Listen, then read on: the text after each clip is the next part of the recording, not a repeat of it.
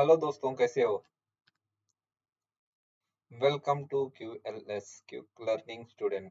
अभी इस वीडियो में हम रिगिंग स्टडीज के बारे में बताएंगे। रिगिंग स्टडी मतलब सेफ वर्किंग लोड कैसे कैलकुलेट किया जाता है, सेफ वर्किंग लोड क्या है, और वायर रोप का लेंथ और डायमीटर कैसे कैलकुलेट करते हैं, हम इस वीडियो में जानेंगे। ओके, चलो आगे चलते हैं।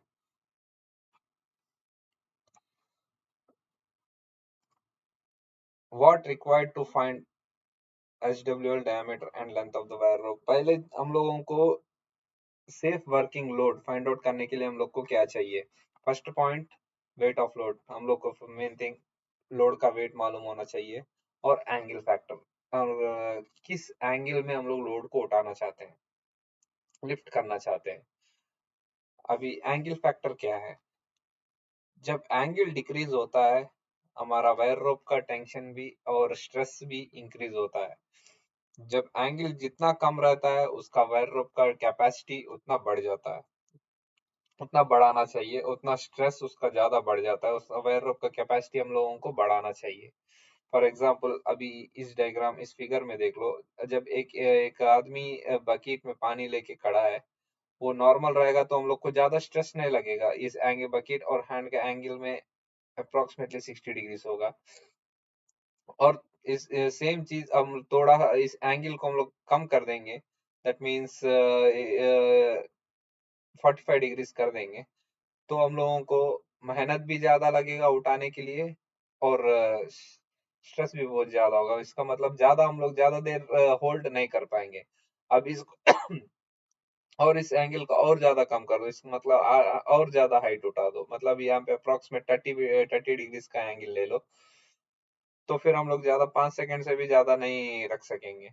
मतलब जैसा एंगल हम लोगों को डिक्रीज होता रहता है, हमारा स्ट्रेस भी इंक्रीज हो जाता है, और कैपेसिटी भी बढ़ जाता है। और एंगल ऑफ फैक्टर के लिए हम लोग को दो मेथड्स है, एक जनरल मेथड और एक third party method. Actually Saudi Arab में थर्ड पार्टी मेथड यूज भी करते हैं, और जनरल मेथड मतलब जो कंपनी इसमें यूज करते हैं, वो दोनों का सेम है, आंसर सेम ही आते हैं, बस वैल्यूज थोड़ा डिफरेंस वैल्यूज थोड़ा डिफरेंट है, और प्रोसीजर भी सेम है, आंसर भी सेम ही आता है, पूरा एक ही आता है। अब मैं आपको जनरल मेथड और थर्ड पार्टी मेथड मैं आपको दोनों सिखाऊंगा, दोनों बता दूंगा इसमें, इस वीडियो में। अब ये ओनली टू स्लिंग्स के बारे में ही, जब एक लोड टू स्लिंग, दो वायर रोप और दो चेन से उठाते हैं ना, ये कैलकुलेशन उसी के लिए। नेक्स्ट आपको 3 और 4 का भी मैं उस वीडियो में बताऊंगा, नेक्स्ट वीडियोस में। ओके, अब ये जनरल मेथड का है, ये एंगल लोड एंगल फैक्टर है इसका। अब फॉर एग्जांपल हम लोग ज्यादातर हम लोग लोड उठाने के लिए हम लोग सिर्फ 4 ही एंगल्स का यूज करते हैं, एक तो 90 डिग्रीज, एक 60 डिग्रीज, एक 45 डिग्रीज, एक 30 डिग्रीज। अब 90 डिग्रीज का एंगल फैक्टर 1 है, 60 डिग्रीज का एंगल फैक्टर 1.155 है, एंड 45 डिग्रीज का एंगल फैक्टर 1.414 है, और 30 डिग्रीज का 2 है। अभी आगे आगे जाओगे तो अब ये चार्ट है थर्ड पार्टी मेथड का, एंगल फैक्टर फाइंड आउट करने का। सेम चीज 60 डिग्रीज में लोड इंटू 0.6। यहाँ पे आपको यहाँ पे आपको सिर्फ एंगल फैक्टर का वैल्यूज दे दिया है। हम लोगों को आगे कैलकुलेशन में मैं आपको बताऊंगा इसका यूज कैसे किया जाता है। ओके,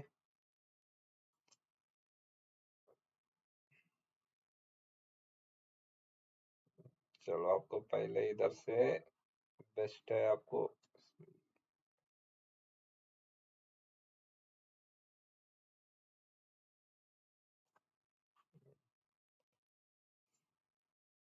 अब ये जनरल मेथड में, फर्स्ट हम लोग जनरल मेथड में कैलकुलेट करते हैं सेफ वर्किंग लोड कैसे यूज करने का। इसका फॉर्मूला सेम है, इसका फॉर्मूला एक है, formula safe working load is equal to load into angle factor. अभी हम लोग इस एंगल फैक्टर को, इस सेफ वर्किंग लोड को जनरल मेथड में यूज कर रहे हैं, जनरल मेथड में। अभी हम लोग कल लोड, ये डायग्राम देखोगे तो हम लोग लोड लिए 20 टन्स। अब ये 20 टन्स हम लोगों को दो वायर रोप्स में उठाना चाहिए, और एक वायर रोप का कैपेसिटी कितना होना है उसको फाइंड आउट करना है अभी हम लोगों को। अब जनरल मेथड में क्या है, लोड 20 टन्स, इसको फर्स्ट डिवाइडेड बाय 2 करेंगे क्योंकि हम लोग को 2 वायर रोप चाहिए ना, इसलिए 2, दैट मीन्स 10 टन्स। एज पर टेबल 60 डिग्रीज एंगल में factor of safety, angle factor कितना है 60 डिग्रीज एंगल में, factor of safety 1.155, 1.155, that means SWL is equals to 10 into 1.155। अब आपको कितना आया 11.55 tons, approximately is equal to 12 tons per each sling, that means इसका मतलब आप 20 टन लोड के लिए ईच स्लिंग आपको 12 टन कैपेसिटी का लेना पड़ेगा, ये 60 डिग्री एंगल में। अभी चलो आगे 30 डिग्रीज का देखते हैं। 30 डिग्री सेम 20 टन है, 30 सिर्फ angle of wire rope is 30 degrees. Okay, अब इसके अंदर देखो load 20 divided by 2, same procedure है, 10 इज इक्वल टू 10 टन्स। अभी हम लोग ये 30 डिग्री एंगल फैक्टर हम लोग को देखना है टेबल से, 30 डिग्री एंगल फैक्टर कितना है इंटू 2, 2 है देखो। अभी हम लोग इस 30 डिग्रीज को क्या करते हैं, safe working load is equal to 10 into 2, that is equal to 20 tons per each sling. अभी हम लोगों को 20 tons per each sling 30 degree angle में। अब आपको वीडियो के स्टार्टिंग में बताया था, जब एंगल डिक्रीज होता है हम लोगों को स्ट्रेस इंक्रीज होता है, कैपेसिटी हम लोगों को बढ़ाना पड़ता है। सेम वैसे ही अभी हम लोग ऊपर 60 टन का यूज कर रहे हैं, तो 60 डिग्री एंगल में यूज कर रहे हैं, तो हम लोगों को वायर रोप का कैपेसिटी सिर्फ 12 टन था। अभी सेम 30 डिग्री एंगल में यूज कर रहे हैं, तो अभी वायर रोप का capacity as same as load weight. Okay, ये हम लोगों को ध्यान रखना है दोस्तों। ओके, अभी 90 डिग्रीज में अभी देखो सेम जनरल मेथड में 90 डिग्रीज में क्या है, लोड टेबल में देखो angle of factor 90 into 1, 90 degrees into 1 मतलब 90 डिग्रीज एंगल ऑफ फैक्टर कितना है 1 है। अभी आप कैलकुलेशन में चलो जो load is equal to 20 divided by 2, that is equal to 10 tons. Okay, as पर table 90 degrees angle factor is 1 as you saw, आप देखे हो टेबल में। अब safe working load is equal to 10 into 1, that is equal to 10 tons per each sling. अब जब आप जिसे अभी इसके अंदर इस डायग्राम में देखो, इसमें कोई सा भी एंगल नहीं है, उसके वजह से आपको पूरा कैपेसिटी वायर रोप का आपको पूरा मिल रहा है। इसका मतलब आपको स्ट्रेस ज्यादा नहीं लगेगा, जितना कैपेसिटी वायर रोप का था आपको मिल जाएगा बस। इसलिए हम लोगों को सिर्फ 10 टन का वायर रोप लगेगा, मतलब 2 10 टन लेंगे तो हम लोगों को 20 टन का कैपेसिटी हम लोग इजीली लिफ्ट कर सकते हैं। ओके, ये था general method safe working load calculation. अभी आगे बढ़ते हैं। अभी अभी ये third party method angle of factor safe working load कैसे कैलकुलेट करते हैं थर्ड पार्टी मेथड में। ओके, चलो ये थर्ड पार्टी मेथड है, इसमें सेम 2 स्लिंग्स का है, इसमें 2 टेबल है। 2 स्लिंग्स के लिए ये टेबल यूज किया जाता है, 3 एंड 4 स्लिंग्स के लिए ये टेबल यूज किया जाता है। 2 स्लिंग्स में देखो अभी हम लोग यूज कर रहे हैं 2 स्लिंग्स का, इसके अंदर load is equal to 20 ton in, अब 60 डिग्रीज में कैसे कैलकुलेट करते हैं, load is equal to 20 ton 60 degrees. अभी हॉरिजॉन्टल एंगल 60 डिग्रीज है, 60 डिग्रीज में सब H W L is equal to load into 0.6, load means how much you are lifting, मतलब कितना लोड आप लोग लिफ्ट कर रहे हो, वो लोड इधर वैल्यू, उसका वैल्यू इधर डालना है आपको। अभी आगे देखो safe working load is equals to 20 into 0.6, that is equals to 12 tons। अभी आपको जनरल मेथड में डिफरेंस और इसमें थर्ड पार्टी मेथड में डिफरेंस क्या नजर आया, दोनों का आंसर 12 टन्स आया है। अब आगे बढ़ो तो इधर इधर देख लो, दोनों का आंसर 12 टन्स, इसमें भी 12 टन्स आया, उधर भी 12 टन्स आया। सिर्फ हम लोग जनरल मेथड में लोड को डिवाइड करके तब हम लोग एंगल फैक्टर मल्टीप्लाई करते हैं, लेकिन थर्ड पार्टी मेथड में डायरेक्ट लोड को 0.6 से मल्टीप्लाई कर देते हैं, बस यही डिफरेंस है। अभी आपका मर्जी है, जो भी टेबल यूज करो, जैसे भी यूज करो, आपको जैसे सहूलियत है वैसे यूज करके आप कैलकुलेशन कर सकते हो। अभी सेम अभी 30 डिग्रीज में थर्ड पार्टी मेथड का आप देखोगे, टेबल देखोगे 30 डिग्रीज में load into 1, that is SWL is equals to 20 into 1, that is equals to 20 tons each capacity. Same आप ये टेबल में, आप ऊपर टेबल में देखो, जनरल मेथड में आपको इसमें भी 20 टन्स आया और थर्ड पार्टी मेथड में इसमें भी 20 टन्स आया। बस डिफरेंस क्या है, उसमें लोड को डिवाइड करके एंगल ऑफ फैक्टर को मल्टीप्लाई करते हैं उसके टेबल के हिसाब से, और इसमें लोड को डिवाइड करने की जरूरत नहीं है, जितना लोड था उससे इस टेबल के हिसाब से एंगल ऑफ फैक्टर को मल्टीप्लाई करते हैं, बस उतना ही। वही डिफरेंस है, बाकी कुछ भी नहीं है। बस अभी आपकी सहूलियत के हिसाब से आप कौन सा टेबल यूज करना चाहते हो, आपकी मर्जी है।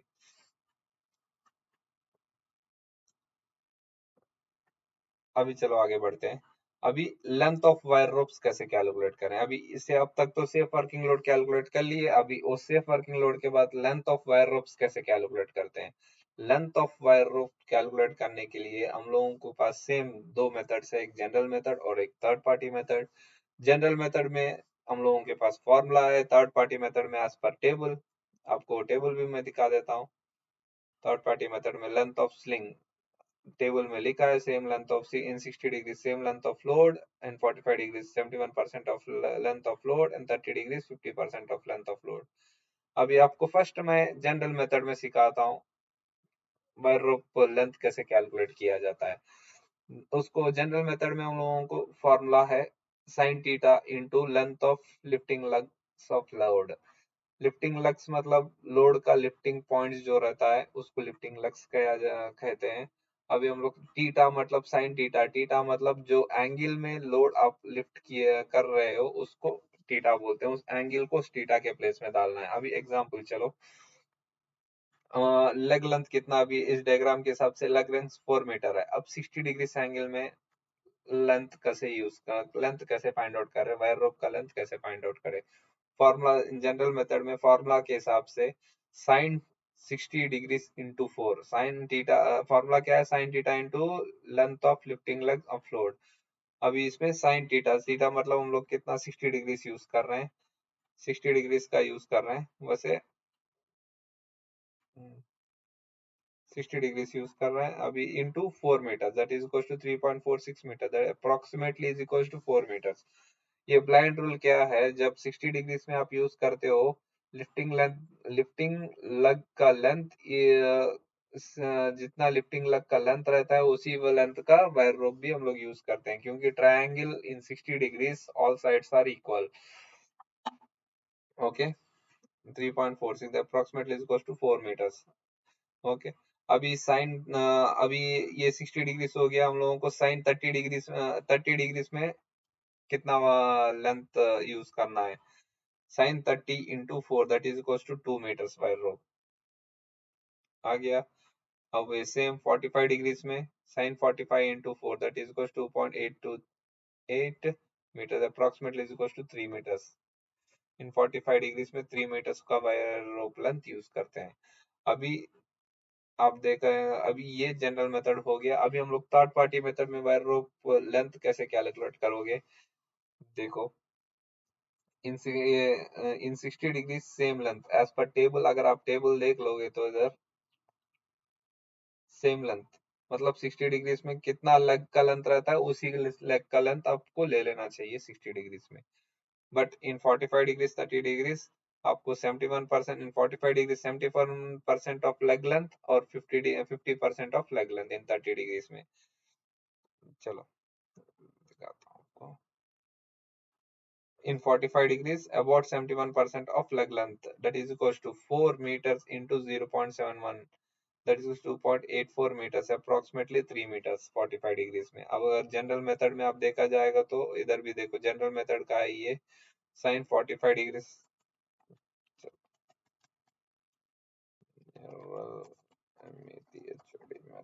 ओके, साइन 45 डिग्री में इसमें भी 3 मीटर्स आया आपको, इधर भी 3 मीटर्स आया आपको, आंसर सेम आते हैं। अभी आप पे डिपेंड है, फॉर्मूला बेस में आप करना चाहते हो यार, या रिमेम्बर आप रिमाइंड करके 71% 50% रिमाइंड करके करना चाहते हो, अब आपकी मर्जी है। Hmm, okay, in 30 degrees about 50% of leg length, load length, load length means the leg length, leg length है 4 into 0.50 that is equal to 2 meters. अभी आप जनरल मेथड में देखोगे तो सेम 2 मीटर्स आया, इधर भी आपको 2 मीटर्स आया। आंसर में कुछ भी फर्क नहीं आता, बस हम लोग को तरीका जो चाहिए, जो आपको आसानी लगता है उसमें आप यूज कर सकते हो। ओके, चलो अभी आगे बढ़ते हैं। How to calculate diameter of wire rope slings. अब वायर रोप का सेफ वर्किंग लोड हो गया, अब वायर रोप का लेंथ हो गया, अभी वायर रोप का डायमीटर है। डायमीटर सिर्फ वायर रोप में कैलकुलेट किया जाता है। क्यों? चेन में ऑटोमेटिक हम लोगों को, नॉर्मल हम लोगों को टैक्स में आ जाता है कितना कैपेसिटी का, बेल्ट्स में भी कितना कैपेसिटी का ऑटोमेटिक टैक्स में लिखा रहता है, वो ये डायरेक्टली यूज करते हैं। लेकिन वायर रोप में एक एक बार हम लोगों को टैग नहीं रहता है, तो हम लोगों को डायमीटर के हिसाब से कैलकुलेट करना पड़ता है। तब तब वायर रोप का डायमीटर कैसा फाइंड आउट करें? Diameter is equal to root over H W L by 8। Already we calculated H W L मतलब क्या है? Safe working load. इससे स्टार्टिंग वीडियो के स्टार्टिंग में हम लोग सेफ वर्किंग लोड कैलकुलेट कर लिए थे। सेम 60 डिग्रीज, 30 डिग्रीज, 45 डिग्रीज का, वही इधर यूज कर लेते हैं हम लोग। फॉर्मूला क्या है? Diameter is equal to root over H W L divided by 8। अभी 60 डिग्रीज में इसमें कोई सा भी अलग नहीं रहता। जनरल मेथड हो जो भी हो, दोनों का सेम ही है। थर्ड पार्टी मेथड, दोनों का, दो मेथड्स दोनों का फॉर्मूला सेम ही है, इसमें कुछ भी दूसरा अलग नहीं रहता। अभी इन 60 डिग्रीज में रूट ओवर 12, 12 किधर से आया? सेफ वर्किंग लोड हम लोग कैलकुलेट किए थे 60 डिग्रीज का, 12 tons. 12 divided by 8 that is equal to 1.22 inches. अब इसको एमएम में कन्वर्ट करेंगे तो 30.988 MM that is equal to 31 MM diameter. इसका मतलब हम लोग को मिनिमम 31 एमएम डायामीटर से ऊपर ही लेना चाहिए, नीचे नहीं लेना चाहिए। सेम ऐसे ही in 45 degrees, root over 15 divided by 8 that is equal to 1.37 inches that is equal to 1.37 into MM. MM में कन्वर्ट करोगे तो आपको approximately 35 MM diameter. Same in 30 degrees आप कैलकुलेट करेंगे तो 41 एमएम डायामीटर। अभी आप इधर देखोगे तो एंगल कम हो रहा है, डायामीटर बढ़ रहा है। इसका मतलब ये डायग्राम आपको स्टार्टिंग में समझाया था, जो बकेट में अगर आप जितना एंगल रखोगे आपका स्ट्रेस कम होगा, अगर ज्यादा एंगल में रहोगे तो। अगर एंगल कम होते रहेगा आपका बकेट और हैंड के बीच में, आपका स्ट्रेस और स्ट्रेंथ भी बढ़ाना पड़ेगा। ओके, अभी हम लोगों को कैलकुलेट हो गया safe working load, wire rope length और डायमीटर ऑफ वायर रोप। अभी ये फॉर इंफॉर्मेशन के लिए सेफ्टी फैक्टर, जब हम लोग सेफ्टी फैक्टर क्या होता है एक वायर रोप का, इसको मैन्युफैक्चर कैसे किया जाता है, कौन से फार्मूला बेस में, मतलब सेफ्टी फैक्टर